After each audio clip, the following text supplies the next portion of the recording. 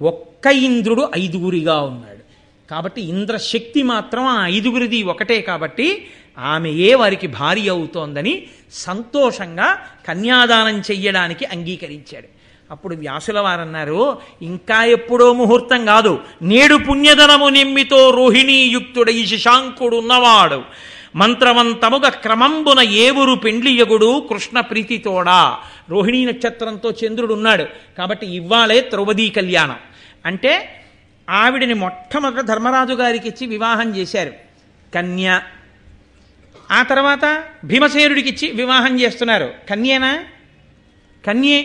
పరమశివుడి యొక్క వరం, ఆయనే ఇది ధర్మమే అని నిలబెట్టాడు కాబట్టి రుద్రశక్తి, అందుకని ఆ మాట అంతే, ఆమె కన్య.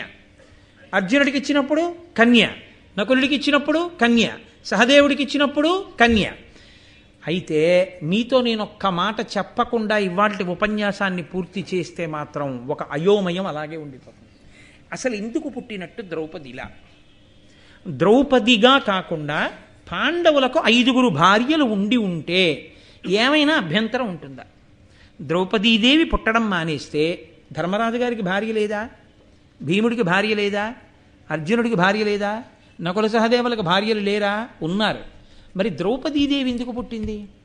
వాళ్ళందరికీ విడివిడిగా భార్యలు. ధర్మరాజు గారి భార్య ధర్మరాజు గారి భార్యే, భీముడి భార్య భీముడి భార్యే, అర్జునుడి భార్య అర్జునుడి భార్య. సుభద్ర లేదండి, ఒక్కొక్కరే భార్య. 5గురికి కలిపి అసలు ఒక భార్య పుట్టించడం వల్ల ఈశ్వరుడు ఏం చెయ్యాలనుకుని పుట్టించాడు? ఏమిటి కారణం దానికి? ఒక్కటే మీరు బాగా జ్ఞాపకం పెట్టుకోండి, ద్రౌపదీదేవి జన్మించి ఉండి ఉండకపోతే గాంధీవము ఉపయోగపడదు, భీమసేనుని గద ఉపయోగపడదు, ధర్మరాజు గారి ఈటె ఉపయోగపడదు, యుద్ధము లేదు, రాక్షస సంహారము లేదు. ఎందుకో తెలుసా అండి? ఒక్కటే, అందుకే అతిమానుష చరిత ఆవిడ. అయోనిజగా పుట్టడానికి కారణం అదే. అయోనిజగా పుట్టింది అన్ననాడే ఆవిడ మానవకాంత కాదు, మానవకాంత కానిది మానవకాంతగా నటించిందంతే ఆవిడ. ఆవిడ స్వర్గలక్ష్మి. ఎందుకు ద్రౌపది 5గురికి ఇల్లాలిగా వచ్చిందో తెలుసా అండి? ఆ స్థితిలో ఆవిడ నిలబడితే తప్ప సంహారం కాదు. ఎందుకు అన్నది నేను మీకు చిన్న విశ్లేషణ చెప్తాను, జాగ్రత్తగా వినండి. ఇప్పుడు ఆవిడ 5గురిని వివాహం చేసుకుంది. చేసుకున్న తర్వాత పుట్టింటికి వెళుతుంది. ద్రుపద మహారాజు గారి కూతురుగా, పాండురాజు గారి కోడలుగా, 5గురి భర్తలకి ఇల్లాలిగా ఎనలేని ఖ్యాతిని పొందింది. లోకం తెల్లబోయినా ఆవిడ ధర్మం ఆవిడిది. ఆ తరువాతి కాలంలో హస్తినాపురానికి వెళ్ళింది, ఆదిపర్వంలోనే వస్తుంది. అక్కడ 5 సంవత్సరములు భోగభాగ్యములు అనుభవించింది. ఇంద్రప్రస్థాన్ని రాజధానిగా చేసుకుని అర్ధరాజ్యం ఇస్తే ధర్మరాజు గారికి పట్టమహిషిగా ఆమె మహారాజ్ఞి అయింది. రాజసూయాగంలో కూర్చుంది. కానీ దుర్యోధనుని యొక్క అసూయ అంతా వెళ్ళిపోయి ఎక్కడ నిలబడిపోయిందో తెలుసా అండి? ద్రౌపదీదేవి మీద నిలబడిపోయింది. ఆవిడ ఒక భార్య దేనికి సంతోషిస్తుందో దానికి సంతోషించి నవ్వినా వాడు ఓర్చలేకపోయాడు. రాజసూయాగం జరుగుతోంది. ధర్మరాజు గారు రాజసూయాగం చేస్తున్నాడు, సింహాసనం మీద కూర్చుని ఉన్నాడు. దుర్యోధనుడు కింద నిలబడి ఉన్నాడు. అతను ఊహించనంత వైభవానికి పాండవులు ఎదిగిపోయారు. నువ్వు చిన్నప్పటి నుంచి మా ఆయన్ని ఆయన తమ్ముళ్ళని పాడు చేద్దామని చూశావు, నువ్వు ఎంత పాడు చేద్దామనుకున్నా ఆయన ధర్మం ఆయనకి ఎంత రక్షణ కల్పించిందో చూసావా, ఎంత గొప్పగా ఎదిగాడో చూసావా మా ఆయన అని తన భర్తల్ని పాడు చేద్దామనుకున్నవాడు కనపడ్డప్పుడు ఏ స్త్రీ అయినా నువ్వు ఎంత చేస్తే మాత్రమే ఈ స్థితిని పొందలా అని ఒక చిన్న నవ్వు నవ్వకుండా ఉంటుందా? ఓ చిన్న నవ్వు నవ్వింది. దానికి వాడి కక్ష మరింత పెంచుకున్నాడు. ఇది ఎంత స్థాయికి తీసుకెళ్ళిపోయాడంటే పాండవుల్ని ద్యూతానికని పిలిచాడు. ఆ ద్యూత క్రీడలో ఓడిపోయాడు ధర్మరాజు గారు.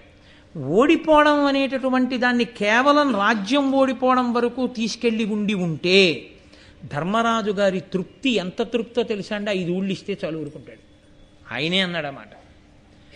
కానీ పెద్ద మలుపు మహాభారతం ఎక్కడ తిరిగిపోయిందంటే ప్రతిజ్ఞలు లేవు. నేను దుర్యోధనుడిని చంపుతాను, దుశ్శాసనుడిని చంపుతాను, ఈ ప్రతిజ్ఞలు ఏమీ లేవు. ఎవరి భార్యలు వాళ్ళ ఇళ్లలో కూర్చుంటారు. ద్రౌపదీదేవి మీద పెట్టుకున్న కక్ష ఆవిడ అతిలోక సౌందర్యమే దుర్యోధనుడి మనసుని పాడు చేసి ఈవిడ వీళ్ళ ఐదుగురికి భార్య అవ్వడమా, వాడు అన్న మొదటి మాట ఏమిటంటే వాళ్ళ నుంచి ఆవిడ్ని విడగొట్టేయగలమా, లేకపోతే దెబ్బలాట్లు పెట్టగలమా. కాబట్టి ఇప్పుడు అతను ఏం చేశాడంటే ద్రౌపదీదేవిని అందులోకి లాగాడు. ఆమెని కూడా ధర్మరాజు ఒడ్డేటట్టు చేశాడు. ఆమెని ఓడిపోగానే అతను ఎంత దూరం వెళ్ళిపోయాడంటే, నా దాసి, నా గది ఊడవాలి, వెళ్ళి తీసుకురండి అన్నాడు. దుశ్శాసనుడి దగ్గరికి వస్తుంటే ఆవిడంది, అలా రాకూడదు, నన్ను ముట్టుకోవద్దని సభలో పరిగెత్తి ధృతరాష్ట్రుడి దగ్గరికి వెళ్ళి చాటున దాక్కుంది, భీష్ముడి చాటున దాక్కుంది. అత్తగారు కదా, నూరుగురు కొడుకుల తల్లి కదా, రక్షించకపోతుందా అని గాంధారి చాటుకెళ్ళి దాక్కుంది. ఒక్కరూ మాట్లాడిన వాళ్ళు లేరు, వికర్ణుడు తప్ప. దుశ్శాసనుడు వచ్చి ఆమె వలువలు ఊడ్చేస్తున్నాడు. 5 భర్తలు, దివ్యాయుధ సంపన్నులు, తలలు వంచు కూర్చున్నారు. 5 ఆవిడ వలువలు ఊడుస్తుంటే, నా పెద్దలన్న వాళ్ళు నన్ను రక్షించేవాళ్ళు లేరు, నా భర్తలన్న వాళ్ళు రక్షించలేరు, నన్నోడి తన్నోడెనా, తన్నోడి నన్నోడెనా అని ఆవిడ సభాపర్వంలో వేసిన ప్రశ్న అలాగే ఉండిపోయింది. ఆవిడ అంది, నేను ఏకవస్త్రని, రజోదోషంతో ఉన్నాను, నా ఒలువ ఊడ్చవద్దంది. అయినా వినకుండా సభ మధ్యలో ఈవిడ ఒకరికి భార్య కాదు, చాలామందిని భర్తగా పొందింది. కాబట్టి ఇలాంటి దానికి బట్టలు ఊడదీస్తే తప్పేం లేదు, ఊడదీయమన్నాడు కర్ణుడు. ఆయనకి ఎప్పుడూ దుర్యోధనుడి పక్కన నిలబడి దుర్యోధనుడిని రెచ్చగొట్టడం ఆయనకి సరదా. ఇంతమందికి ఇల్లాలైన దానివి చేతకాని పాండవులకు ఇల్లాలిగా ఉండడం కన్నా నిన్ను గెలుచుకున్న దుర్యోధనుడికి ఇల్లాలివైతే నిన్ను రక్షిస్తాడన్నాడు. తొడ చూపించి 10 మంది ఆడవాళ్ళున్న చోట అసలు తొడ కొట్టకూడదు అన్న ధర్మాన్ని కూడా విస్మరించి దుర్యోధనుడు తొడ మీద కొట్టి చూపించాడు, వచ్చి నా తొడ మీద కూర్చోమని బావగారు. అప్పుడు కూడా పాండవులు తలెత్తలేదు. ఈ కష్టాల్ని ఒక సామాన్యమైన వనిత తట్టుకుంటుందని మీరు ఎలా అనుకుంటున్నారు? ఒక సామాన్య స్త్రీ తట్టుకుంటుందా? ఒక సామాన్య స్త్రీ కథని మలుపు తిప్పగలదా? అది ద్రౌపదీదేవికే సాధ్యం, అనితర సాధ్యమైన విషయం. ఆవిడ స్వర్గలక్ష్మి, ఆవిడ అయోనిజ, కాబట్టి తట్టుకుంది ఆవిడ. పనికి మారిన వాళ్ళు వీళ్ళు కారు, నేను పిలవవలసిన వాడు వేరొకడున్నాడు. ఆవిడ బంధుత్వం ధర్మరాజు గారికి బావగారు కాబట్టి బంధుత్వం చేత అన్నగారు కృష్ణుడు. అన్నగారని కృష్ణుడితో సంబోధన మొదలుపెట్టి కృష్ణుడి యందున్న ఈశ్వరతత్వాన్ని గుర్తెరిగి ఆయనకి మహాభక్తురాలైంది. ఆ కృష్ణుణ్ణి ప్రార్థన చేసింది. ఆయన అనేకమైనటువంటి వస్త్రములను ఇచ్చాడు. ఇంకా అవి లుప్తం అవ్వడం లేదు, తగ్గడం అన్నది లేదు. అన్ని వస్త్రములను ఆయన ఇచ్చేశాడు, అక్షయ వస్త్ర ప్రదానం చేశాడు. దుశ్శాసనుడు వలువలు ఓడ్చలేక పడిపోయాడు. ఆవిడ్ని జుత్తు పట్టి సభలోకి ఈడ్చి తెచ్చాడు. ద్రౌపదీదేవి జోలికి వెళ్ళారు కాబట్టి భీముడు ప్రతిజ్ఞ చేశాడు, ఏ దుర్యోధనుడు తొడకొట్టి చూపించాడో ఆ తొడలు విరిచేస్తాను కురుక్షేత్రంలో అన్నాడు. ఏ ద్రౌపదీదేవి జుత్తు పట్టి ఈడ్చాడో ఆ దుశ్శాసనుడి గుండెలు బద్దలగొట్టి నిత్తురు తెచ్చి ద్రౌపదీదేవి కురులకు రాసే వరకు ఆమె జడ వేసుకోదు. ఇప్పుడు ప్రతిజ్ఞలు ఎందుకు వచ్చాయి? దుర్యోధన దుశ్శాసనుల్ని చంపుతానని. ద్రౌపదీదేవి జోలికి వెళ్ళకపోతే వస్తాయా? ఇవి రాకపోతే భీముడి గదకి విలువుందా? అర్జునుడి గాంధీవానికి ఏమైనా విలువుందా? ఆవిడ్ని ధృతరాష్ట్ర మహారాజు అడిగాడు సభాపర్వంలో, నీకు వరాలు ఇస్తున్నాను, ఏం కావాలన్నాడు. ఆవిడ ముందు ఏది అడిగిందంటే, ధర్మరాజుని దాస్య విముక్తుణ్ణి చెయ్యండి కొడుకుతో సహా. అంటే ధర్మరాజు గారి కొడుకుతో సహా విడిపించాడు ధృతరాష్ట్రుడు. ఇంకొక వరం ఇస్తానమ్మా, ఏం కావాలన్నాడు, ఎక్కడ శపిస్తుందో అని భయపడి.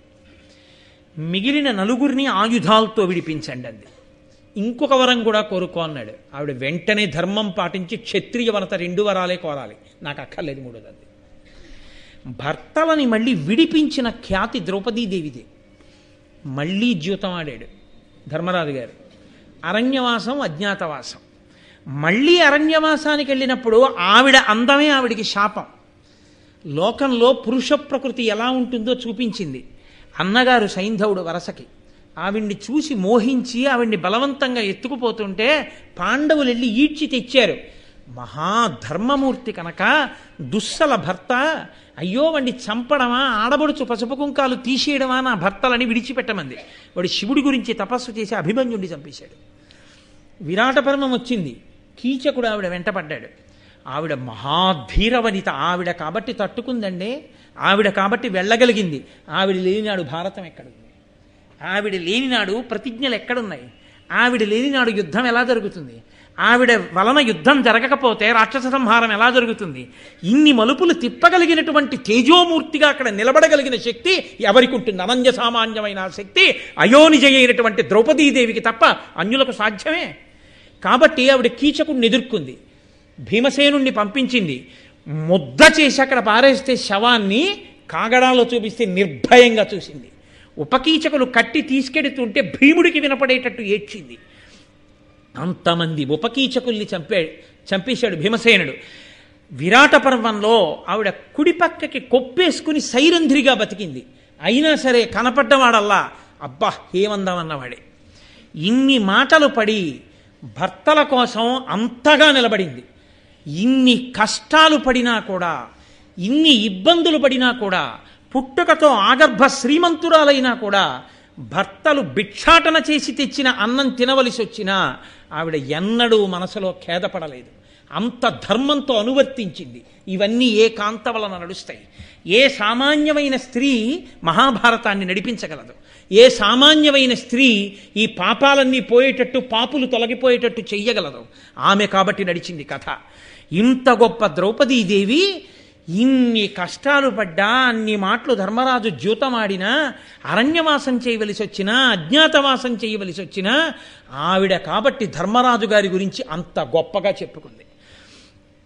విరాట పర్వంలో ధర్మరాజు గురించి చెప్తూ యవ్వనివాకిట నిభమద పంకంబు రజభూషణ రజో రాజినడగు, యవ్వని చారిత్రమెల్లలోకములకు వజ్జయై వినయంబు నొనరగరపు, యవ్వని గుణలత లెడువారాసుల కడపటి కొండపై కలయబ్రాకు, యవ్వని కడగంట నివ్వటిల్లెడి చూట్కి మానిత సంపద లినుచుండు, అతడు భూరిప్రతాప మహాప్రదీప దూర వైరి వీర విఘటిత పదశోభితుడైన ధర్మజుండు, కేవలమర్చుడే ధర్మసుతుడు అంటుంది ఆవిడ.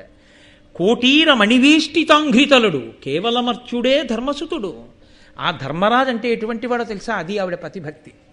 యవ్వనివాకిట నిభమద పంకంబు రజభూషణ రజో రాజినడగు అందావిడ. ధర్మరాజు గారు సింహాసనం మీద కూర్చుంటే ఎదురుగుండా మదగజములు నిలబడితే ఆ మదగజముల నుండి స్రవించేటటువంటి ఆ మద జలములు, వాటి వలన నేలంతా బురదైపోతే, ఆ మద జలం నిలబడిపోతే అది దేని వలన ఇంకిందోట తెలుసా? ధర్మరాజు గారి దర్శనం కోసం తోసుకుంటూ వస్తున్నటువంటి కొన్ని వేల మంది రాజులు పెట్టుకున్న ఆభరణముల ఒరిపిడికి, వాళ్ళు పెట్టుకున్న ఆభరణములలో ఉండేటటువంటి రత్నముల యొక్క గుండ రాలి కింద పడితే దాని వలన ఆ మదగజముల యొక్క మదజలములు ఇంకే. అంత గొప్పవాడయా ధర్మరాజు అంటే. ఏమిటనుకుంటున్నావు భీమసేన? కాబట్టి యవ్వని వాకిట నిభమద పంకంబు రజభూషణ రజో రాజినడగు, యవ్వని కడగంట ఇవ్వటిల్లెడి చూట్కి మనిత సంపద లినుచుండు. ఏ ధర్మరాజు గారు ఇలా చూస్తే ఐశ్వర్యం కలుగుతుందో అంతటి మహానుభావుడైన. యవ్వని చారిత్రమెల్లలోకంబులకు వజ్జయై వినయంబు ఒనరగరపు. ఏ ధర్మరాజు గారిని అన్ని లోకాలు గురువుగా తీసుకుని వినయం నేర్చుకుంటాయో అటువంటి మహితాత్ముడు. యవ్వని గుణలత లీడువారాసుల కడపటి కొండపై కలయబాకు. 7 దీపములను దాటి మహానుభావుడి యొక్క గుణములని తీగలు మేరుపర్వత శిఖరాల్ని చుట్టుకున్నాయి. అటువంటి వాడాయ ఆయన. ఆయన పాదములు ఎప్పుడూ కూడా వైరి వీర కోటీర మణివేష్టి తాంఘ్రితలుడు. వైరిరాజులు, శత్రురాజులు, ఇతర రాజులు అందరూ వచ్చి ధర్మరాజుకు లొంగిపోయి వంగి నమస్కరిస్తుంటే వాళ్ళ కిరీటములలో పొదగబడినటువంటి వజ్రముల యొక్క కాంతి చేత నీరాజనములు ఇవ్వబడి ప్రకాశిస్తుంటాయి అటువంటి పాదములు. అతను కేవలమర్త్యుడా, సామాన్యమైన మనుష్యుడా ధర్మరాజు అంటే? అంత గొప్పవాడంది. ఎన్ని మాటలు ధర్మరాజు గారితో వాదన చేసింది. ధర్మరాజు గారిని యుద్ధం వైపుకి తిప్పే ప్రయత్నం చేసింది ద్రౌపదీదేవియే.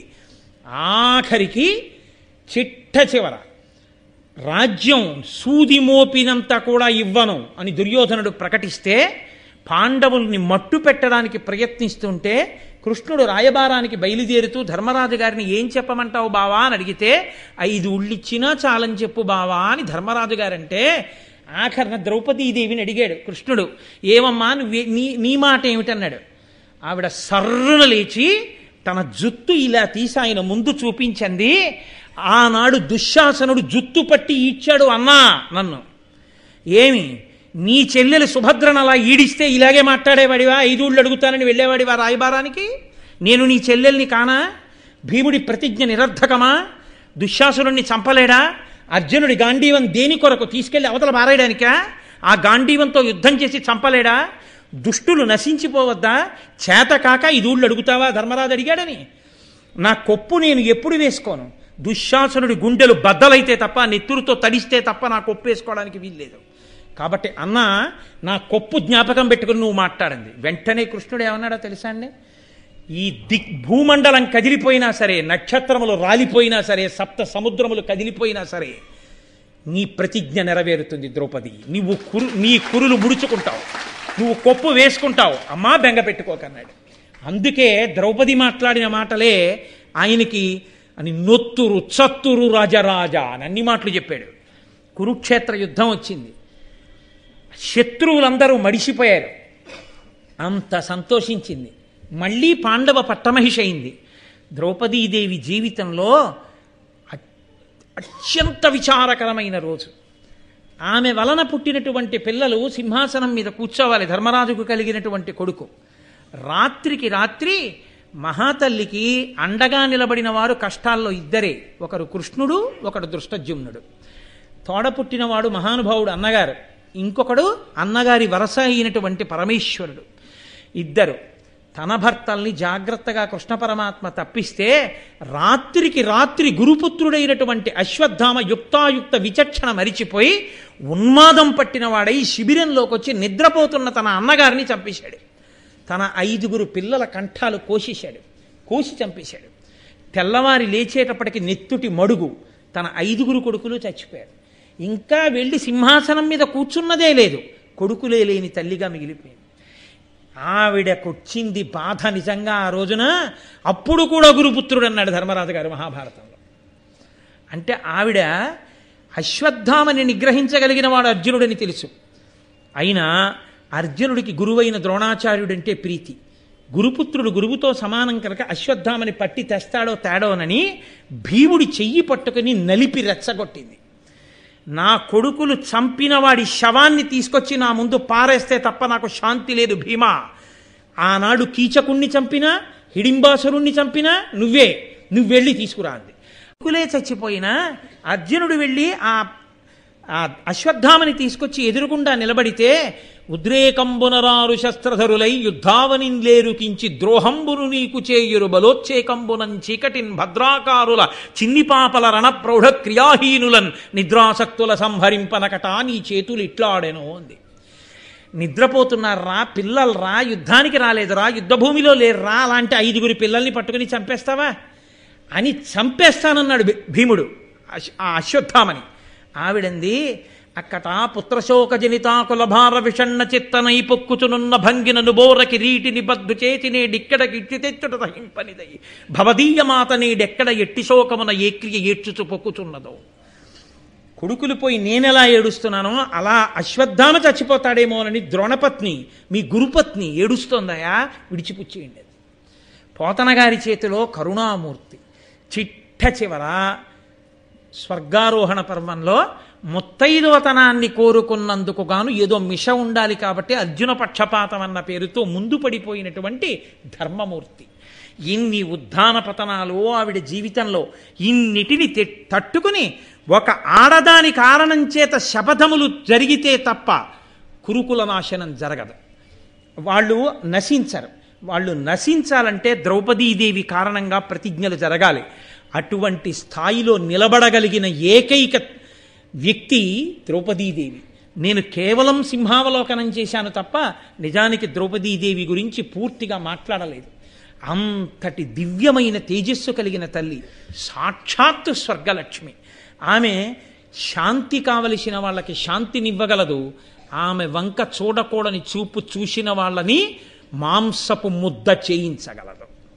ద్రౌపదీదేవిని వివాహం చేసుకున్నటువంటి పాండవులు మామగారిల్లైనటువంటి ద్రుపదుడి అంతఃపురంలోనే ఉన్నారు. ఎందుచేత అంటే ఇంకా వారు హస్తినాపురానికి వెళ్ళడానికి కావలసినటువంటి మార్గం అప్పటికి సుగమం కాలేదు. ద్రుపద మహారాజు అల్లుళ్ళు 5గురికి విడివిడిగా కానుకలు ఇచ్చాడు. పెద్ద పెద్ద బంగారు పీటలు, ఆభరణాలు, ఏనుగులు, కాంభోజి జాతికి చెందినటువంటి గుర్రాలు, ఒక్కొక్కరికి 100 చొప్పున రథాలు, మీలి వస్త్రములు, 10,000 మంది దాసదాసీ జనాన్ని, ఒక్కొక్కరికి 1,00,000 పాడియావుల్ని, ద్రౌపదీదేవి సేవ చెయ్యడం కోసమని చెప్పి దాసదాసీ జనాన్ని ఇంతమందిని కానుకగా ఇచ్చాడు. వాళ్ళు ద్రుపద మహారాజు గారి యొక్క అంతఃపురంలోనే చాలా సంతోషంగా కాలాన్ని గడుపుతున్నారు. చాలా సంతోషంగా కాలాన్ని గడుపుతున్నారు అన్న మాట నేను అన్నప్పుడు క్లేశం ఎవరి వైపు నుంచి ఉంటుంది అంటే ద్రౌపదీదేవి వైపు నుంచి ఉంటుంది. ఎందుకంటే ఒక భార్య 5గురు పతులను అనుగమించాలి. ఎక్కడో ఒక ఆయన అన్నాడు, ఒక్క భార్య ఒక భర్తతో జీవితాన్ని గడపడమే శతావధానము అని. అలాంటిది 5గురి పతుల్ని అనుసరించడము అంటే సామాన్యమైన విషయం ఏం కాదు. కాబట్టి 5గురు పతుల్ని ఆవిడ అనుసరించింది. ఎలా అనుసరించింది అంటే మీరు కొంచెం విశాల హృదయంతో ఆలోచించగలిగితే నేను మీతో ఒక మాట మనవి చేస్తాను. అసలు అన్నదమ్ములు ఇంతమంది 5గురు ఇంతకాలం ఇంత కలిసికట్టుగా ఉన్న వాళ్ళ మధ్య భేదం రావడానికి కారణము అంటూ ఏమైనా ఇవాళ ఏర్పడితే ద్రౌపదీదేవియే కావాలి. 5గురి మధ్య అభిప్రాయ భేదాలు ఏర్పడడానికి చాలా బలమైనటువంటి కారణంగా ఆవిడ తయారవచ్చు. కానీ ఆవిడ ఎంత జాగ్రత్తగా 5గురిని అనుగమించింది అంటే చతురదధివలయ నిఖిలక్షితితల సామ్రాజ్య లక్ష్మికి నిమూలంబై సతి యాజ్ఞసేని పతులకు అతిముదమునరించే తుల్యమగు శుశ్రూషన్. చాలా గొప్ప పద్యాన్ని ఇచ్చారు నన్నయ్య గారు ఇక్కడ. చతురుదధి వలయ ఇఖిల క్షితి తల సామ్రాజ్య లక్ష్మికిని మూలంబై. 4 సముద్రాల మధ్యలో ఉన్నటువంటి భూభాగం అంతా ఏదుందో, చతుస్సాగర పర్యంతం అని కదా అంటాం, 4 సముద్రాల మధ్యలో ఉండేటటువంటి భూమినంతటినీ కూడా పరిపాలించడానికి కావలసినటువంటి అర్హత పొందడానికి యోగ్యమైన వారిగా పాండవులు ఉండేటట్టుగా ఆమె వారిని అనుగమించినది.